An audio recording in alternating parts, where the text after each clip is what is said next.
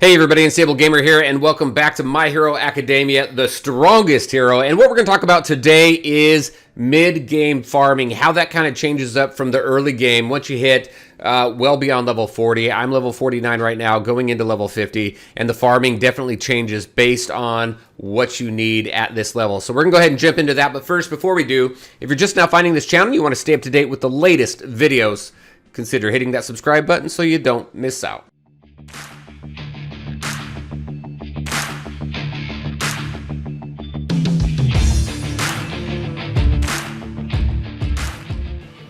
All right, and welcome back. So we're going to talk about the top 5 tips that I have for leveling once you get, I would say, level 45 plus. Starting around level 40, you really start to see that change. And again, as usual, I've got my list of topics to discuss. So I'm just going to go ahead and bring it right over here, and we're going to run through this.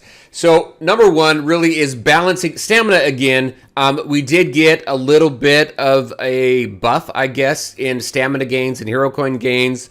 I don't think it was enough, but it's something, right? So we're going to go ahead and just base it off of that right now. Right now, it's balancing your stamina and really balancing the supply farming between your cafeteria and your bounty. And what I mean by that, you go up here into solo and into supply. Now, early in the game, most, if not all of your farming is going to be into the cafeteria because you need food in order to level your all of your heroes, and you need a ton of it, and you need even more of it once you get into the mid game. But one thing also that you really start to lack is credits here that you get from bounty. So you want to go ahead, if you can, clear all of it. Right now I am needing more credits than I am food, so that's where I focused most of my farming today, was in bounty, so I can get that, because leveling up your skills in the game and leveling, and not just the skills, but leveling up your characters as well, is just super expensive. So you kind of want to balance that out and really gear towards more what you need more of. If you got a ton of credits,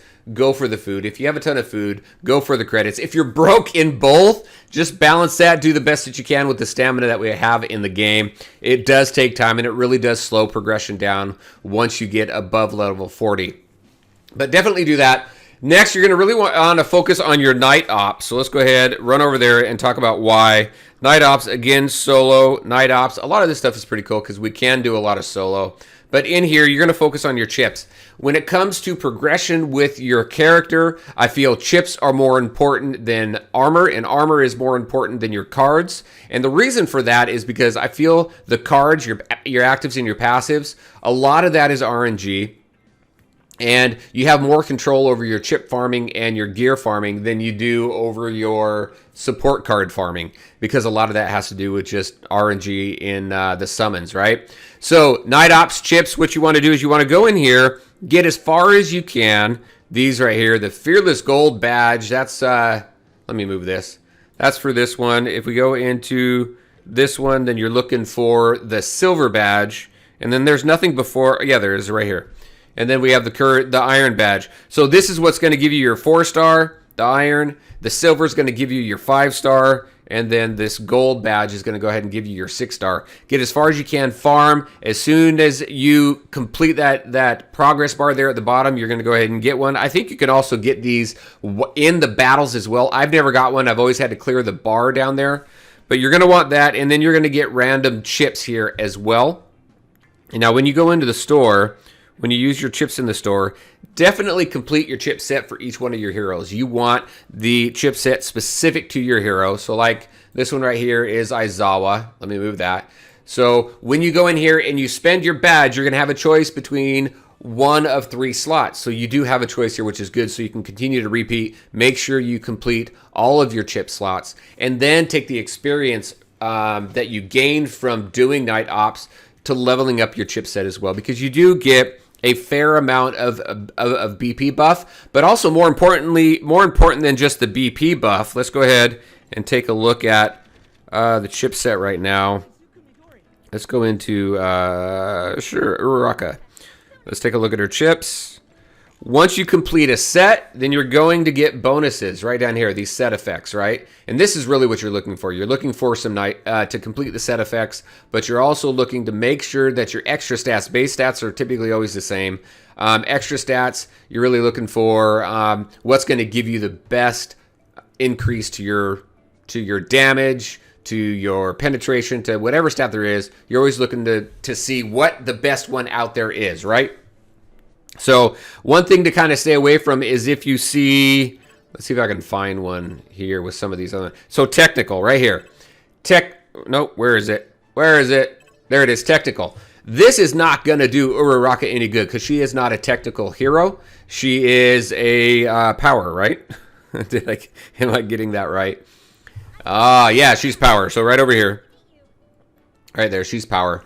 So you want to definitely make sure that when you put your chipsets together, especially if they're not specific to the hero, that you have the right stats in here, because the technical is not going to do her any good. Speed's not going to do her any good. So make sure you have some nice stats. The ones that are specific to the character themselves, I haven't seen too much of an issue with as far as those base stats go. So make sure you're farming your night ops, make sure you're leveling up your chipset, and make sure you complete the chipset for each one of your heroes that you're using mainly. I'm focusing on 9 right now because I want to make sure that I have a full team for Warzone, and then obviously you have your team for co-op PvP, and then your 3 for going into the arena. So whatever your main character focus is.